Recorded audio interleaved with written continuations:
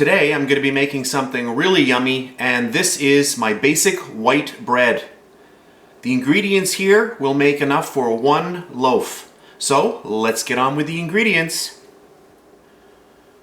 2 tablespoons of butter, and I'm using unsalted butter. 1.5 tablespoons of sugar. 1 teaspoon of salt. 1 tablespoon of yeast. 3/4 cup of water. 1/4 cup of milk.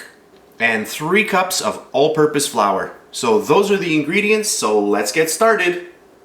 Alright, so what I've done here is I've just laid out the stuff that we need for our first step. So what I'm going to do here, I've got the 3/4 cup of water, and I'm going to take the 1/4 cup of milk and I'm going to pour that in there. And I'm going to get my sugar in there, and I'm also going to get my butter in there. And what I'm going to do now is I'm going to microwave this, which will melt the sugar and the butter. So I'm going to go do that. I have a thermometer here. I'm going to bring this up to about 110 degrees Fahrenheit. Now if you don't have a thermometer, just play around with it. Check it with your finger. When the liquid is warmer than your finger, when you do feel heat, then you know that it's good. You don't want it boiling hot because we're going to add this to our yeast later, and we don't want to kill the yeast.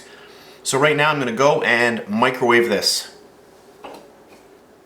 Alright, so I have all of my mixture here. I microwaved it. There's just a tiny little piece of butter left here.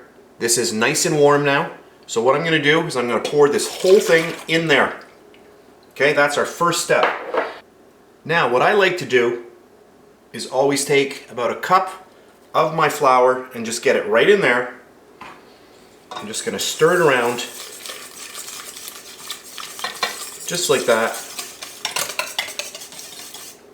and then grab my yeast and get it all in there. And I find this way works for me. You can pour your yeast directly into the liquid mixture that we heated in the microwave, but I like doing this. I find it incorporates the yeast, you know, nicely like that. I want my yeast throughout my mixture, and I do always like to take a whisk and just give it a good whisk so that I know it's really, really nicely incorporated. So there we go. And if I touch my bowl, nice and warm. Okay. I've got my salt. I'm going to get my salt in now. Just give that a little quick stir. And now we're ready to go.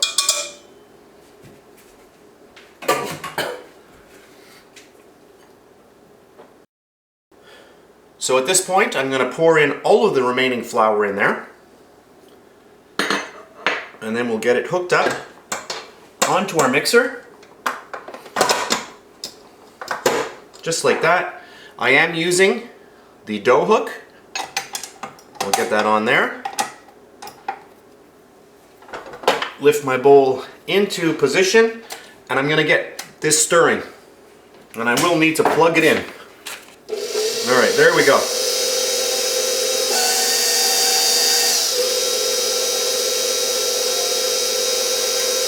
So at this point, I'm just going to leave my mixer going until it's well incorporated, and I will come back every minute or so just to show you what the dough looks like.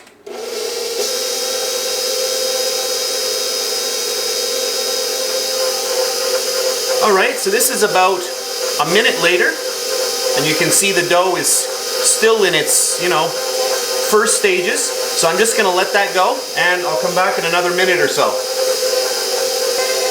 Alright, so this is about a minute later. Now something you have to realize with a KitchenAid mixer is that sometimes if you leave it on a slow speed like this, number 1 or number 2, it won't pick up all of the dough, or the flour around the dough. So you need to sometimes just turn it up a little bit so that the actual dough hook spins a little bit quicker, and it will then start incorporating, the flour that's around, the edges of the bowl. Once it starts doing that, then you can slow it down to around speed number 2 again. So I'll just let that go for another minute or so, and then I'll come back.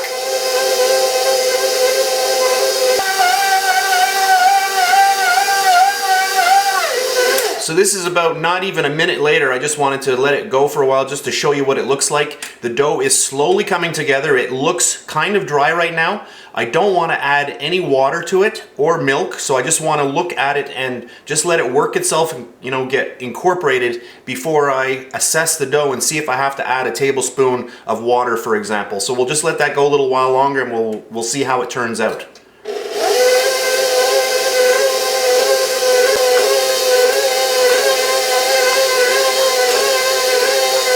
Alright, so this is about a minute later, and you can see the dough is coming together, okay? I did not add anything to this.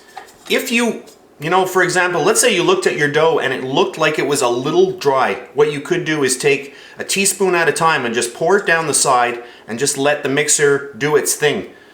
You know, it's so easy when you're measuring out a cup of flour to measure out a cup and a tiny little bit more. You know, if your cups aren't level, you have a little bit too much flour, just a little bit of, you know, extra flour can actually make the dough, you know, too dry and it won't come together.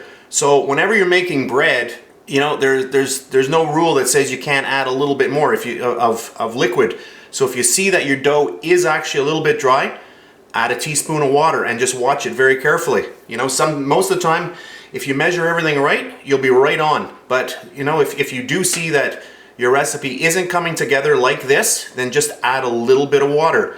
If you see that it's too wet, then what you can do is take a tablespoon of flour and dump it in and watch your machine as it starts to combine all of that. So at this point here, this is it for the dough. So what I want to do now is I want to really knead this.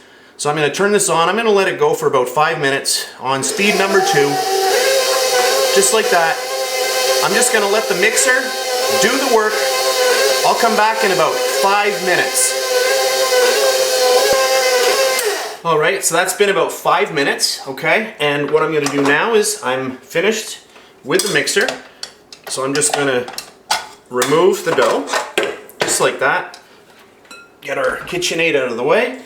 And there we go. Now, to save on cleanup, what I'm going to do is I'm going to take some cooking spray and I'm going to spray it in the bowl that we were already using. If you wanted, you could take a glass bowl or a metal bowl and spray that and then put it into there, but that just makes for more dishes. You can see this is very nice and clean. So I'm going to spray this and I'm going to pop this in, and I'm going to do that. I'll be back in a second. Okay, so I have just sprayed my bowl with cooking spray. I'm going to take my dough. You don't have to, really make a pretty ball out of it, but if you wish, you can do that. So just pull all the edges in, flip it over, and just squeeze it together just like you were making a snowball. Just like that. And then I'm going to put that right on there.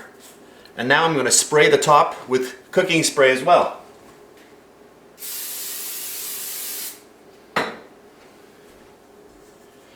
Alright, there we go. And now what I'm going to do, grab my tea towel, I'm going to place that over there, and I'm going to let this rise. I want this to double in size, so that's going to be our first rise. I should also mention that if your house is on the cold side, what you want to do is place this in a warm area, and what you can do is get your oven going, turn it on for about 30 seconds or so, turn it off, put your hand in there. If you feel any kind of heat, then that's great. Then just pop this in and leave it there, but make sure that your oven is off. Another little tip that you can do is turn your oven light on as well, and that will keep some heat in the actual oven area. And because dough like this that has yeast in it does need heat in order, to grow. So I'll see you in a while. All right, so my dough has been rising about 40 minutes right now, okay? So I'm just gonna bring it out. You can see how nice that is. This is going to be enough for 1 loaf of bread. So there we go. I'm just going to punch it down just like that. And I do have my little loaf pan ready to go.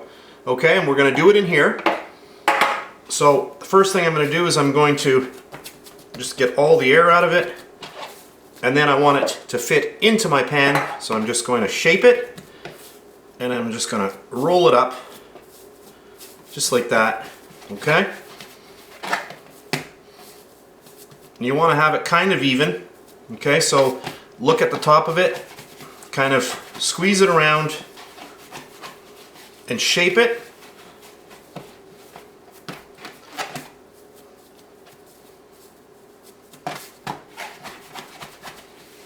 Okay. Play with it until you think you like it just like that. That's good. Now what I'm going to do, I'm going to spray this with cooking spray and I'll be back. So there's my pan.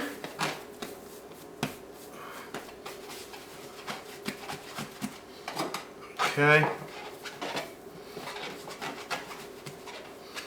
I just want to make sure that I have this in a nice shape.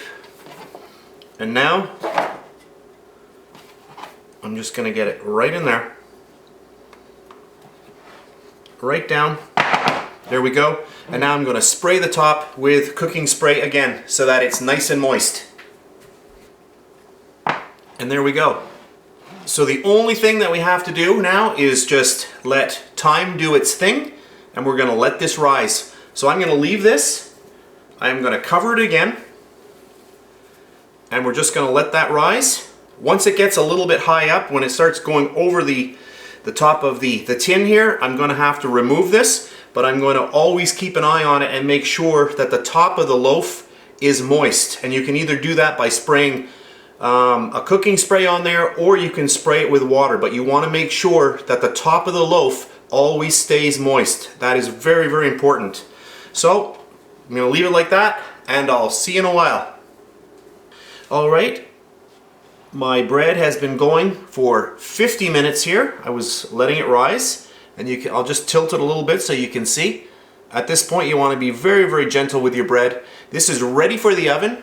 I am popping this in 400 degrees Fahrenheit for the first 15 minutes, and then I'm going to drop my oven down to 350 degrees, and I'm going to let it bake for a total of about 40 minutes.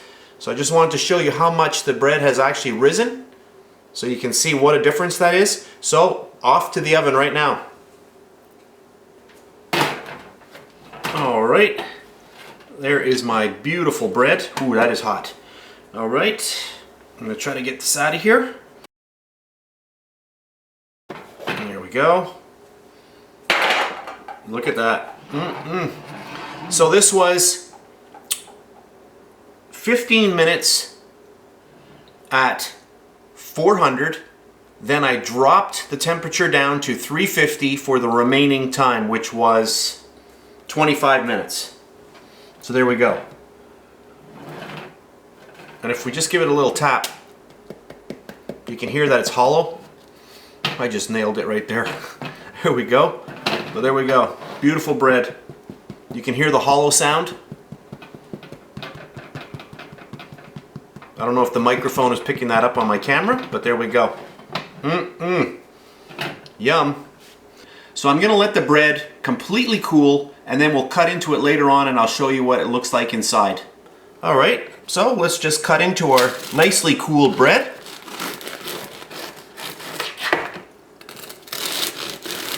Nice crispy crunch on the outside. And look at that. Beautiful, beautiful bread on the inside. And this is the magic of doing a double rise. If you had taken your dough right out of your mixer, punched it down, rolled it, put it into the form pan, and baked it right away, you would have large, large holes throughout your bread. What happens is when you do let your bread, like the actual dough, rise twice, you get a much nicer texture inside. So that's it. Simple homemade white bread at home. I hope you enjoyed this video, and I'll see you next time.